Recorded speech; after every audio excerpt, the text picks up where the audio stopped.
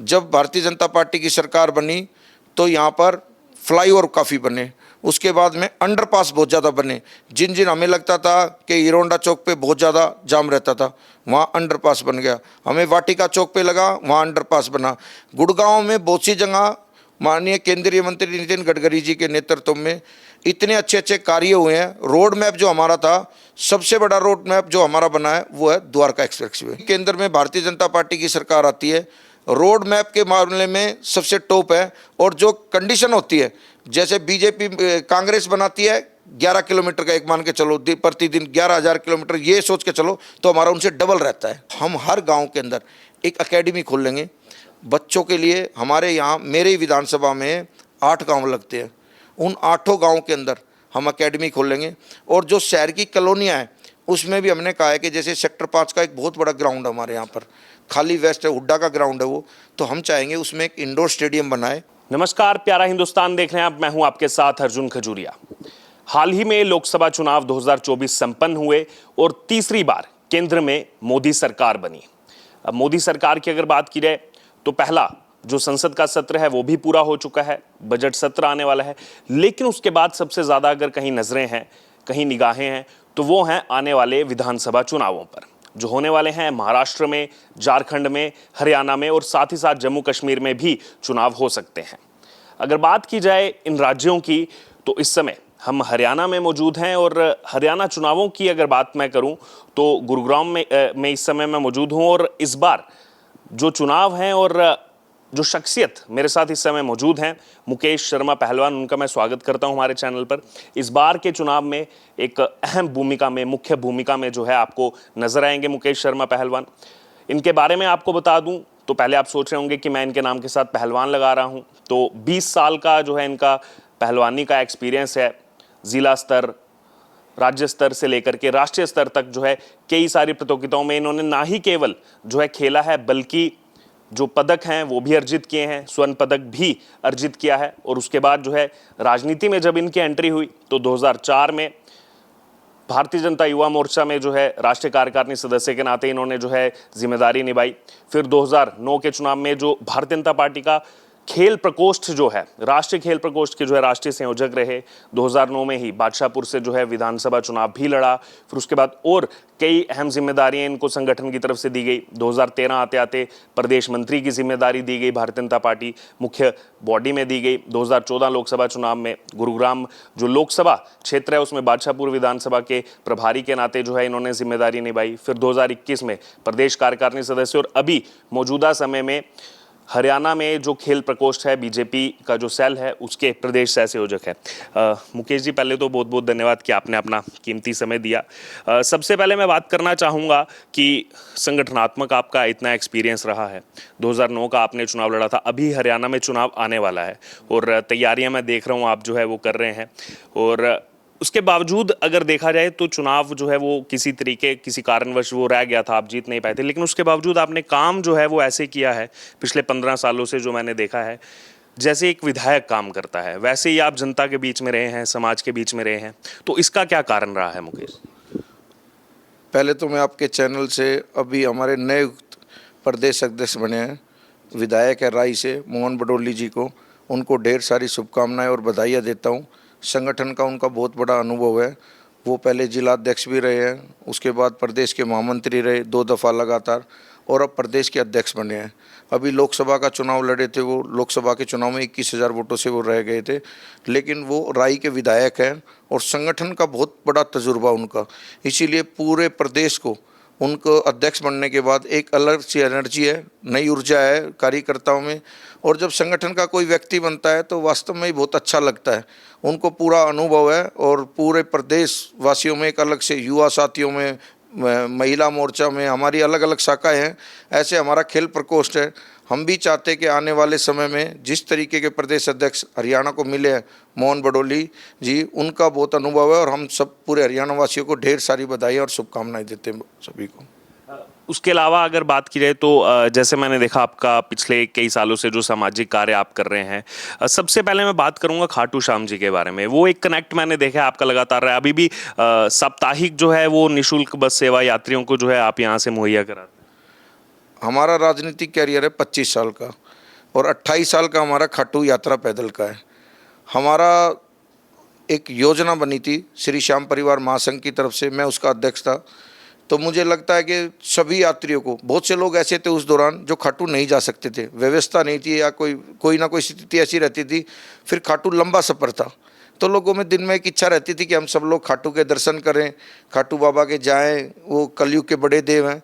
तो इसीलिए वो हमने एक योजना बनाई कि हर रोज़ 5-5, 10-10 बसें, और ये आज का कार्यक्रम नहीं चल रहा, ये 25 साल से रेगुलर है। हम कम से कम गर्व से कह सकते हैं 12 लाख अबाउ हम श्याम प्रेमियों के दर्शन खाटू में करा चुके। और राजनीतिक में हमें सहारा है, बाबा का आशीर्वाद है, और हमारा जो भी कोई आज, वो बाबा का एक भजन है, मैंने जो पाया है वो तुमसे पाया है, मैं जहाँ खड़ा हूँ आज प्रभु तेरी माया है। तो हमारे ऊपर जो भी कुछ है आज बाबा का ही आशीर्वाद है, और बाबा के कारण से हम सब लोग ये काम कर पाते हैं। बाबा का आशीर्वाद है तो हम अच्छे सामाजिक कार्य कर पाते हैं। तो इसीलिए हमने मन में एक संकल्प था कि हम यहाँ से पैदल यात्रा करके जाते हैं, उसके बाद में हम वहाँ जाके अपना 15 दिन का शिविर लगाते हैं, लाखों लोगों को भोजन कराते हैं। वहाँ पर हर व्यवस्था है, रुकने की व्यवस्था वहाँ पर है, उनकी भोजन की व्यवस्था वहाँ पे है। तो हमें लगता है कि गुड़गांव का एक ये अलग से एक शिविर होता है, सब प्रसिद्ध है। जो रिंगत से ध्वजा उठाएगा उसकी सबसे पहले सोच ये रहती है कि मुकेश जी के वहाँ पर, गुड़गांव वालों के वहाँ पर हम रुकेंगे, भोजन भी करेंगे और रात्रि का विश्राम भी करेंगे। वैसे ही जो हम बात कर रहे हैं खाटू श्याम जी के बारे में, कल ही बड़ा अपडेट आया है। राजस्थान में सरकार अभी बनी भाजपा की, और पहला जो बजट सत्र था 100 करोड़ रुपए जो है वो स्वीकृत किए गए हैं खाटू श्याम में जो है कॉरिडोर बनने के लिए। तो हरियाणा राजस्थान तो कनेक्ट है ही, उसको कैसे देखते हैं? मैं माननीय मुख्यमंत्री जी श्री भजनलाल शर्मा जी को, राजस्थान के मुख्यमंत्री हैं, मैं उनको बहुत बहुत अपनी तरफ से बधाइयाँ देता हूँ। उन्होंने 100 करोड़ रुपए कल ही उनके वित्त मंत्री ने डिक्लेयर किए, बहन जी ने, और लगा के वास्तव में बाबा के लिए 100 करोड़ रुपए बोलना और काम होना। जब बाबा के वहाँ पर 100 करोड़ रुपए का काम होगा तो और यात्रियों की संख्या और सुविधा मिलेगी यात्रियों को। ये हमारे पूरे श्याम परिवार के लिए बहुत अच्छी खुशी की बात है, और हमारे लिए तो वैसे ही खुशी की बात है क्योंकि हमारे वो इष्ट देव हैं। तो इसीलिए हम बहुत मैं अपनी तरफ से राजस्थान सरकार को भी पूरे दिल से धन्यवाद करता हूँ कि उन्होंने हमारे इष्ट देव के बारे में इतना बड़ा प्रोजेक्ट, 100 करोड़ रुपए का बहुत बड़ा प्रोजेक्ट होता है। केवल खाटू श्याम जी नहीं, जो मैंने आपका देखा, जब मैं देख रहा था क्या क्या काम किए हैं, तो और भी कई यहाँ पर जो मंदिर हैं उन मंदिरों का जीर्णोद्धार आपने कराया है, पार्कों का जो है जीर्णोद्धार आपने कराया है, जबकि आपके पास कोई वैसा ओहदा नहीं था, लेकिन फिर भी खुद से अपनी यथाशक्ति से जो हो सकता था वो आपने जनता के लिए किया। मैंने एक पूरे 24 घंटे का एक शेड्यूल बनाया। मैं सुबह जिस पार्क में जाता हूँ घूमने के लिए, अलग अलग पार्कों में जाता हूँ, वहाँ लोग जो समस्या बताते हैं, उनकी लाइट की समस्या है, उनके पार्क में घास नहीं है, उनके वहाँ माली नहीं है, तो वो मैंने अपने निजी कोष से कराया सारा का सारा काम। कई जगह ऐसा लगता है पानी के पाइप नहीं है, तो वहाँ वो अपनी निजी कोष से मैं भिजवाता हूँ। जो चीज़ें आप मुझे बताने लग रहे हो, ये मेरा रूटीन वर्क है कि मुझे लगता है कि ये कार्य मैंने करना ही करना है। सरकार के निगम के द्वारा भी काम कराता हूँ, अपने निजी कोष से भी काम कराता हूँ, और मेरा सबसे बड़ा जो विजन है काम कराने का, हमारे यहाँ 900 मीटर का एक एरिया आता है। उस 900 मीटर एरिया में गवर्नमेंट कोई भी काम नहीं कराती। लोकसभा में अभी चुनाव था, लोकसभा में हर बूथ उनका 50% से अबाव हम लोग जीते हुए हैं, लेकिन हमने उनसे वादा किया था कि 900 मीटर में मूलभूत सुविधा कराएंगे, आपका बिजली, पानी, रोड, शिविर, सब व्यवस्था हम पूरी की पूरी दुरुस्त कराएंगे। और उसी दौरान अभी मेरा छोटू राम चौक पे एक गली बनवा रहा हूँ, बहुत लंबी गली है, वहाँ पानी की भरता था, तो हमने जितने भी शिविर के ढक्कन हो, वो गलियाँ हो, तो हमें लगता है कि वास्तव में उन लोगों को सुविधा देनी चाहिए। कम से कम उसी एरिया के अंदर 3 से 3.5 लाख की पॉपुलेशन रहती है। और वोटों की बात करें तो 2 विधानसभा की वोटें हैं, बादशाहपुर की भी और गुड़गांव की। तो इसीलिए हमारा 900 मीटर में पूरा फोकस है। और माननीय राजनाथ सिंह जी से, RWA के जितने भी प्रेसिडेंट थे, माननीय राजनाथ जी से उनकी मीटिंग भी कराई, और हमारे यहाँ पर कटारिया साहब जो हैं वो यहाँ के एडवोकेट हैं उस 900 मीटर के लिए, आयोग डिपो के लिए। उसी दौरान हमने जय भगवान कटारिया जी को, उनको भी माननीय राजनाथ जी से बात कराई, और मान्यवर ने बहुत अच्छा हमें आश्वासन दिया कि आने वाले समय में कि ये एक कमेटी बन रही है, वो 15 सांसदों की कमेटी है, उसमें जो फैसला होगा, एक हमारे गुड़गांव का नहीं है, ये गुड़गांव, फरीदाबाद, बेंगलोर, अमृतसर, ऐसे करके कई आयोग डिपो ऐसे हैं जहाँ पॉपुलेशन ज़्यादा होगी। जब वो बने तो वहाँ संख्या नहीं थी, बिल्कुल भी पॉपुलेशन नहीं थी। आज वहाँ पॉपुलेशन ज़्यादा है, आयुक्त डिपो बिल्कुल ढका हुआ है। तो इस हम चाहते हैं कि उन लोगों को जब सुविधा मिलेगी तो हमारा और अच्छा कार्य होगा।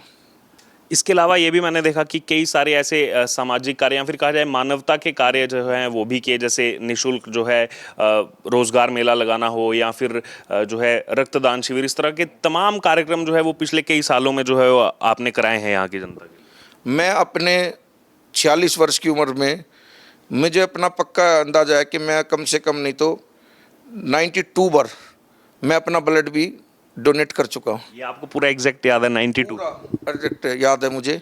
और मैं जीवन में कभी भी ब्लड का कोई भी कार्यक्रम हम करते हैं तो जो एक्चुअल डाटा है, मेरे को लगा कि वास्तव में यहाँ पर सिर्फ मात्र 50, 90, 80 एक क्वांटिटी है भाई। इतना हमारे यहाँ पर ब्लड हुआ, 210 हुआ लास्ट हमारा, तो हमने 210 ही कराया। 210 नहीं, मैंने कोई मीडिया में ऐसी कोई लिखा कि मैंने 1100 ब्लड डोनेट करा दिए, मैंने 1500 करा दिए, ऐसा कुछ नहीं। जो एक्चुअल रिपोर्ट है, क्योंकि ब्लड हमेशा लोगों की सेवा के लिए और उन ऐसा लोगों को मिलता है। अगर जो उस मामले में भी हम अपनी फील्ड को जाहिर करेंगे कि हम राजनीति करना चाहते हैं, ब्लड दुनिया का सबसे बड़ा दान है, रक्तदान सबसे बड़ा दान है। वो हम सब लोगों को, तो उसका डाटा भी क्या होता है, विद सरकार के द्वारा होता है, सीएमओ के द्वारा होता है। सीएमओ कभी भी पूछ सकता है इस विषय को कि आपके यहाँ पर कितने डोनेट हुआ ब्लड। तो मैं उस विषय पे उस डाटे को पूरा का पूरा, इसीलिए मुझे बात याद है कि मेरा 92 बार मैंने खुद ब्लड दिया है। मैं बाकायदा लिखित में रखता हूँ अपनी। आने वाले समय में अभी मेरा 1 महीने कुछ दिन हुआ है, उसके बाद मैं आगे करूँगा।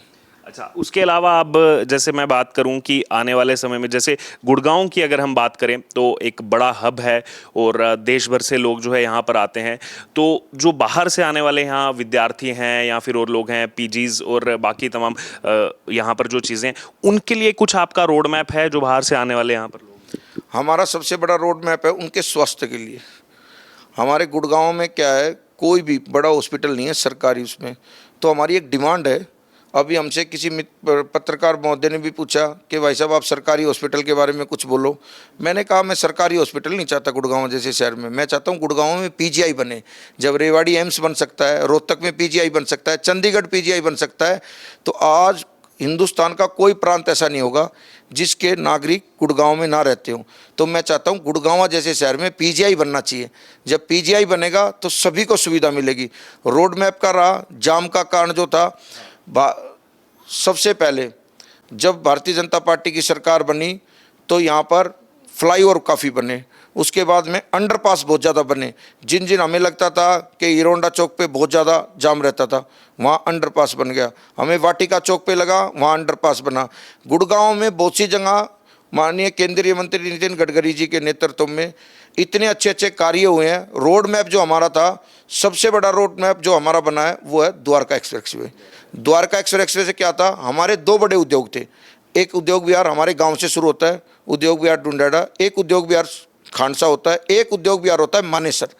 अब क्या था कि मानेसर से भी जो लोग आते थे वो सब के सब इसी रास्ते से आते थे, पुराने हाईवे से, 48 नंबर से। अब क्या हुआ, द्वारका एक्सप्रेस बनने से वो लोग वहीं से ही अपने द्वारका एक्सप्रेस पे चढ़ते हैं और दिल्ली के किसी कोने पे भी जाते हैं। तो वो जाम का बहुत, द्वारका एक्सप्रेस वे बनने के बाद हमें बहुत बेनिफिट मिला है। और सबसे बड़ा बेनिफिट मिला हमें दिल्ली मुंबई एक्सप्रेस वे का। माननीय नितिन गडकरी जी ने जो दिल्ली मुंबई एक्सप्रेस वे बनाया है, उसका 12 घंटे में आप मुंबई होंगे गुड़गांव से चल के। तो वो सुविधा भी हमें बहुत ज़्यादा अच्छी मिली है। यही कारण है कि गुड़गांव आज जाम से भी थोड़ा राहत में है। और जैसे जैसे योजनाएं बनती जा रही हैं, उस हिसाब से हमें लगता है कि गुड़गांव एक दिन ऐसा समय आएगा कि हम जाम मुक्त हो जाएंगे, आराम से सब लोग आराम से ट्रेवल। जो आपने दिल्ली मुंबई एक्सप्रेसवे की बात की, इसको जो है दिल्ली मुंबई इंडस्ट्रियल कॉरिडोर भी कहा जाता है कि ये पूरा इंडस्ट्री का एक कॉरिडोर बनाया गया है और गुड़गांव से ही एक हिसाब से देखा जाए तो इसकी शुरुआत होती है। तो आगे चल के बाकी भी इंडस्ट्रीज़ के लिए किस तरीके से आप देखते हैं, क्योंकि इंडस्ट्रीज़ को भी चाहिए कि कहाँ पर हमको सहूलियत हो, ईज़ ऑफ डूइंग बिजनेस हमको मिले। तो ईज़ ऑफ डूइंग बिजनेस के लिए जो है कितना तैयार है गुड़गांव, क्या लग रहा है? हमारे वहाँ पर सोना औद्योगिक क्षेत्र आता है, सोना औद्योगिक क्षेत्र आता है, तो उसकी कम से कम नहीं तो ये लगा लो आप 2000 एकड़ लैंड होगी। उस 2000 एकड़ लैंड के अंदर पूरा का पूरा HIDC का पूरा हब है औद्योगिक क्षेत्र के लिए। और इस जितना भी दिल्ली मुंबई एक्सप्रेस वे बना है, इस पे हर कट पे कोई अपना वेयर हाउसिंग बना सकता है। वैसे तो स्मार्ट सिटी बसाने का प्रोजेक्ट है, पूरे हर दिल्ली मुंबई एक्सप्रेस वे पे अलग अलग योजना है। कहीं स्मार्ट सिटी होंगी, कहीं औद्योगिक क्षेत्र होंगे, ऐसे कहीं पार्किंग होगी, कहीं नेशनल स्टेडियम होंगे। ऐसी परियोजना पहले से उसकी बनी हुई है। वो पूरे देश के लिए, सभी के लिए एक अच्छा हब मिलता है काम करने का। और जब काम इंडस्ट्री उद्योग आएंगे तो लोगों को काम भी मिलेगा, लोगों की हर एक योजना भी पास होंगी और लोगों को लगेगा कि वास्तव में हम सब लोग आज जो श्रेष्ठ भारत, हमने मोदी जी का संकल्प है 2047 का, वो 2047 का श्रेष्ठ भारत हम सब लोग दे पाएंगे आने वाले समय में। यानी कि आप चाहते हैं गुड़गांव का भी एक अच्छा योगदान रहे उसमें। इस भारत, पूरे भारत भूमि पे गुरु द्रोण की नगरी है ये, माँ शीतला की पावन धरा है। गुड़गांव का योगदान तो रहेगा ही रहेगा, क्योंकि औद्योगिक क्षेत्र में आज लगाएं तो पूरे हरियाणा का, अगर जो हम सब देखते हैं रिवेन्यू भी, तो सबसे ज़्यादा रिवेन्यू गुड़गांव का जाता है। 55% है पूरे हरियाणा का रिवेन्यू गुड़गांव से। और आज पूरे वर्ल्ड में जब ट्रम्प जी के बेटे, माननीय राष्ट्रपति अमेरिका के जो थे पूर्व, उनके बेटे ने यहाँ पे टाउनशिप काटी हुई है, तो आप ये लगा सकते हो कि आज पूरे वर्ल्ड का कोई आदमी ऐसा नहीं होगा जिसका गुड़गांव में कोई ना कोई प्रोजेक्ट ना हो। उसके अलावा जैसे मैं बात करूं, आपने जाम की बात की, स्थिति में थोड़ा सा सुधार हुआ है, लेकिन अभी भी जैसे शाम को, क्योंकि काफ़ी सारे लोग जो हैं वो दिल्ली से आते हैं यहाँ पर काम करने, फिर शाम को वापस जाते हैं, वो अभी कहीं ना कहीं थोड़ी सी जाम की स्थिति वो अभी भी बनी हुई है। जब आप गुड़गांव से दिल्ली की तरफ जाएं तो उसमें कैसे एक्सपैंड किया जा सकता है, उसको कैसे उस जाम को बाइफरकेट किया जा सकता है? अभी एक रोड बन रहा है, बाईपास, अंडरपास नीचे ही नीचे, वो यहाँ से निकलेगा करनाल जीटी रोड पे। जिस दिन वो चालू हो गया, वो जहाँ से जाम की शुरुआत होती है शिव मूर्ति से, उससे पहले उसका कट है। वो ज्वाला शुरू होने के बाद हमें फिर राहत मिलेगी। जो ये हमारा कुछ हिस्से में लगता है, ये रजोकरी तक चलता है, शिव मूर्ति से के बाद ये समाप्त हो जाता है। इसीलिए उससे पहले ही वो योजना बनी हुई है। हम अंदर ही अंदर नीचे ही पूरा अंडरग्राउंड रोड है, वो सीधा हम करनाल बाईपास पे निकलेंगे उससे। तो हमारे लिए जब वो भी चालू हो जाएगा, अभी उनके कुछ दिनों बाद उनका उद्घाटन होने वाला है। माननीय प्रधानमंत्री जी देश के करेंगे, माननीय पीडब्ल्यूडी मंत्री नितिन गडकरी जी करेंगे, तो हमारे तो लिए तो और सुविधा मिलेगी। और देखो, आप ये लगा के चलो कि अभी बीजेपी का सबसे ड्रीम प्रोजेक्ट होता है रोडों का। आप जब तक माननीय अटल जी की सरकार आई तो उनकी 2 योजना थी, सभी को गांव टू गांव कलेक्ट करो, एक दूसरे का रास्ता जुड़ा हुआ होना चाहिए। और दूसरा उनकी योजना थी कि जितनी भी नदियां हैं वो सब आपस में एक दूसरे से जुड़ी हुई हों। ये प्रोजेक्ट जल्दी से जल्दी, आज हमारी पूरा, जब भी केंद्र में भारतीय जनता पार्टी की सरकार आती है, रोड मैप के मामले में सबसे टॉप है। और जो कंडीशन होती है, जैसे बीजेपी कांग्रेस बनाती है 11 किलोमीटर का, एक मान के चलो प्रतिदिन 11,000 किलोमीटर, ये सोच के चलो, तो हमारा उनसे डबल रहता है। तो ऐसी योजना करने के लिए बहुत बड़ी बात होती है सब चीज़ों के लिए। देश में एक नई ऊर्जा, नई एनर्जी के साथ चलते हैं वो लोग। तो इस मामले में मैं भारतीय जनता पार्टी, हमारा अपना संगठन दिनों रात मेहनत करता है। और माननीय मोदी जी, प्रधानमंत्री देश के, उनके नेतृत्व में ये जितनी भी बातें हैं वो सब चीज़ों के बिल्कुल एक एक विषय पे स्वयंभू अपने आप को ध्यान देते हैं। पहले देश के ऐसे यशस्वी प्रधानमंत्री है जो 24 घंटे में से 16 घंटे वर्क पे एक मंत्री को विषय पे बात करना बहुत बड़ी बात होती है। चूंकि आप चुनाव की तैयारी भी कर रहे हैं, काफ़ी कम समय रह गया है, तो जो क्षेत्र की जनता है उनसे क्या आपका मतलब रोड मैप, क्या विज़न, क्या कि वो लोग आप पर भरोसा करें, तो आखिरकार क्यों ऐसा क्या जो है मुकेश शर्मा पहलवान जो है वो क्षेत्रवासियों को जो है देने वाले हैं? मैं पहले तो सभी अपने देवतुल्य जितने भी मेरी विधानसभा के लोग हैं, मैं उनके लिए ना मन से सेवा करता हूँ, अपने निजी कोष से सेवा करता हूँ। मेरा कोई भी सेवा का जो कार्य है उसमें कोई व्यापार नहीं है। सबसे बड़ी बात यह है, मैं कोई व्यापार नहीं करता। मेरे को लगता है कि हमारे गुड़गांव के अंदर ऐसा लगना चाहिए सफाई के मामले में, पूरे देश में या तो इंदौर है, उसके बाद गुड़गांव होना चाहिए। और ये मेरी योजना है कि मैं जिस दिन विधायक बनूंगा तो मैं अपने विजन के साथ चला हुआ हूँ। मुझे लगना चाहिए गुड़गांव मूलभूत सुविधा मिलनी चाहिए, बिजली, पानी, रोड, शिविर बिल्कुल दुरुस्त होना चाहिए। और गुड़गांव सफाई के मामले में सबसे टॉप होना चाहिए। और रहा हेल्थ के बारे में, हमें लगता है कि हेल्थ के बारे में भी बहुत ज़्यादा हमारा गुड़गांव पीजीआई मिलने के बाद हमें ये लगेगा कि हमने गुड़गांव के लिए अच्छे कार्य किए हैं। स्वच्छता की आपने बात की, अभी कोइंसिडेंटली मैं लोकसभा चुनाव में, विधानसभा चुनाव में जो है इंदौर मेरा जाना हुआ था, और वो इंदौर तो लगातार जो है टॉप कर रहा है, हर बार जितने स्वच्छता सर्वेक्षण हुए इंदौर टॉप, और दूसरे नंबर पर सूरत है लगातार। तो इन सबको पीछे छोड़कर गुड़गांव आगे बढ़ना एक थोड़ा सा जो है टास्क थोड़ा सा मुश्किल हो गया है। समय लगता है किसी भी चीज़ में, लेकिन एक टारगेट जरूर होना चाहिए जीवन में। हमारा टारगेट है, अभी देखो लोकसभा के चुनाव में और अब विधानसभा के चुनाव में माननीय मुख्यमंत्री जी श्री नायब सिंह सैनी जी ने सबसे पहला कार्य यही किया सफाई के बारे में। आज हमारा वोटों में जो लॉस हुआ वो सिर्फ दो तीन चीज़ों में, उसमें आप किसी का भी वो लगा सकते हो, क्योंकि उस टाइम प्रशासन ने भी हमारे साथ वो किया। हमारे गुड़गांव में भी बहुत कूड़े की स्थिति खराब हो गई थी, क्योंकि यहाँ इको ग्रीन का टेंडर था। माननीय मुख्यमंत्री ने आते ही इको ग्रीन का टेंडर खत्म किया। अभी लेटेस्ट में 800 गाड़ियाँ चलाई हैं कूड़े के लिए, और हमें लगता है कि वास्तव में 60 डंपिंग स्टेशन बनाए हैं। उस डंपिंग स्टेशन बनाने का मतलब ये है, जहाँ भी डंपिंग होंगे उसके 1 घंटे बाद वहाँ से गाड़ियाँ उठेंगी और सब की सब बंदवाड़ी, जो बड़ा डंपिंग स्टेशन होगा, उस पर चली जाएंगी। ऐसी योजनाओं के साथ पूरे गुड़गांव में सफाई के प्रति माननीय मुख्यमंत्री श्री नायब सिंह सैनी जी ने इस योजना को और आगे बढ़ाया है। और हमें लगता है कि जब किसी विषय पे कार्य चलता है, समय जरूर लगता है, लेकिन इंसान का टारगेट अच्छा होना चाहिए। पर्यावरण की आपने बात की, मैंने कहीं ये भी पढ़ा था कि कई लाख जो है कपड़े के थैले आपने जो है वो वितरित किए हैं कि प्लास्टिक मुक्त जो है जितना ज़्यादा हो सके। अभी हमने 22 जनवरी को, आपने पता था कि बीजेपी के हमारा सबका एक सपना था पूरे सनातन धर्म का कि राम मंदिर बनना चाहिए। उसी दौरान हमने 11 लाख दीपकों का एक संकल्प लिया कि 11 लाख दीपक हम अपनी विधानसभा में बांटेंगे। उसी दौरान हमने शुरू से ही हमारी मुहिम चली हुई थी कि हम बैग बांटे, वो बैग बांटे, वो जो भी लोग प्लास्टिक से मुक्त हो जाएं। अब हमारे यहाँ पनियाँ बहुत चलती हैं, सब्जी लेने गए तो पनियाँ, अब हमने निजी सब घर में अब अपने थैले पहुँचा दिए। अब वो जब लेके चलते हैं तो देखने से बहुत कुछ अनुभव होता है। अब वो सब लोग अपने बैग में जो थैले हमने बांटे हैं, उस थैलों में अपनी सब मार्केटिंग करके आते हैं, अपनी सब्जी वब्जी जो भी दूध वगैरह लेकर आना है वो लेके आते हैं। तो हमें भी बड़ा अच्छा लगता है। और हमने वो कार्य शुरू, जब वो लगा कि हमें उस कार्य को और गति देनी चाहिए, तो हमारे पास अभी 22 जनवरी को जब रामलला की मंदिर की ओपनिंग हुई, उस दौरान हमने और संकल्प के साथ उस कार्य को किया और वो रेगुलर कार्य चला हुआ है। तो हमारा तो सौभाग्य था कि प्रभु राम के मंदिर के दर्शन हम सब लोगों ने किए, और पूरे सनातन के लिए बड़ा गर्व का विषय था उस दौरान वो। मुकेश जी, आखिर में एक सवाल, तमाम चीज़ें जो है वो कवर हो गई इसमें, लेकिन मेरा ये मानना है, मैं भी उसी बैकग्राउंड से आता हूँ, कि एक जो खिलाड़ी है वो आजीवन खिलाड़ी रहता है। वो बेशक उसका वो गोल्डन पीरियड निकल गया, लेकिन आजीवन वो खिलाड़ी। आज भी आपको बोलेंगे कि जाना है पहलवानी करने, तो शायद आप तैयार हो जाएंगे। तो खिलाड़ियों के लिए क्या रोड मैप है? क्योंकि हरियाणा की अगर बात करें तो कहा जाता है कि जो खेल है वो यहाँ की मिट्टी में ही वो पूरा खेल है। तो उन खिलाड़ियों के लिए क्या रोड मैप रहेगा आपका आने वाला? हमारे यहाँ पर गुड़गांव, अलग अलग जिलों का अलग अलग खेल है।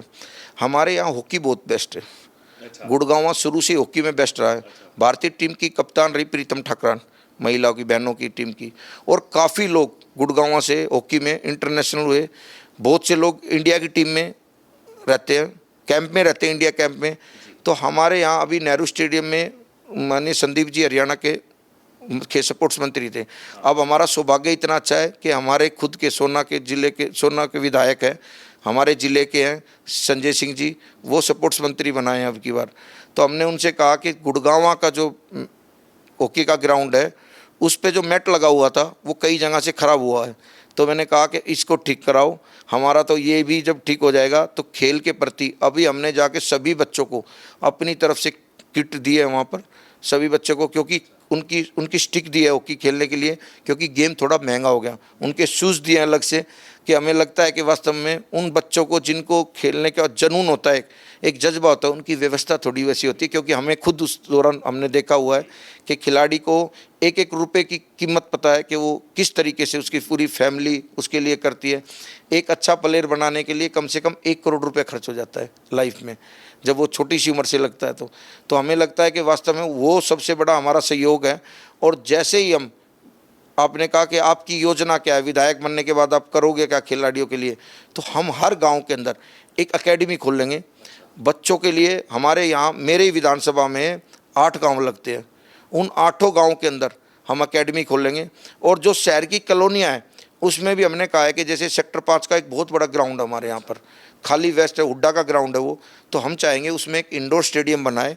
Multi sports. हाँ, मल्टी स्पोर्ट जो इंडोर स्टेडियम होगा तो उसमें देखो अंडर बास्केटबॉल भी खेल सकते हैं हम, लॉन्ग टेनिस भी खेल सकते हैं हम, बैडमिंटन भी खेल सकते हैं हम, वॉलीबॉल भी खेल सकते हैं हम, हैंडबॉल भी खेल सकते हैं, और उसमें इतना स्पेस है भी अंदर, हम कबड्डी भी कर सकते हैं, हम रेसलिंग भी कर सकते हैं।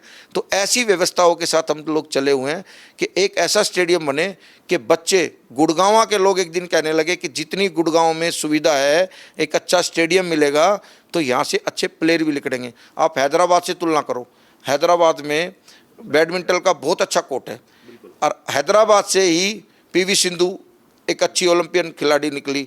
और मैं जिस सपोर्ट से ताल्लुकात रखता हूँ, मेरे जो संगठन ने ये जिम्मेवारी भी दे रखी है, अब की बार हरियाणा से कोई भी ओलंपिक खेलने के लिए जाएगा, पहले माननीय मुख्यमंत्री जी उनसे मिलेंगे, उनका स्वागत करेंगे, उसके बाद उनको प्रस्थान करके कि वो ओलंपिक में मेडल ही लेके आए। ऐसी योजनाओं के साथ हम लोग सब चले हुए हैं, और आने वाले 15 तारीख को, 15 अगस्त को पूरे हरियाणा के अंदर जो भी, जिन्होंने भी एशियाड ओलंपिक में अलग अलग जिलों में जिन जिन लोगों ने नाम किया है, तो हमारा प्रयास रहेगा कि हम उनका स्वागत धूमधाम के साथ करें, उनको ये लगे कि वास्तव में हमने अपने देश के लिए, अपने राष्ट्र के लिए कुछ ना कुछ किया है। तो ये आपने सुना हमारे साथ मुकेश शर्मा पहलवान जी को, जो मैंने आपको पहले ही बताया कि इस बार के हरियाणा विधानसभा चुनाव में एक मुख्य भूमिका में आपको नजर आएंगे, और पिछले जो इन्होंने अब तक कार्य किए हैं, सामाजिक कार्य किए हैं, और आगे का क्या रोड मैप है जनता के प्रति, वो हमारे साथ जो है इन्होंने अपनी पूरी बात रखी। अब आपने पूरी चर्चा सुनी है, अब आपकी इस पूरी चर्चा से जो राय हो आप जरूर हमारे साथ कमेंट बॉक्स में शेयर करें।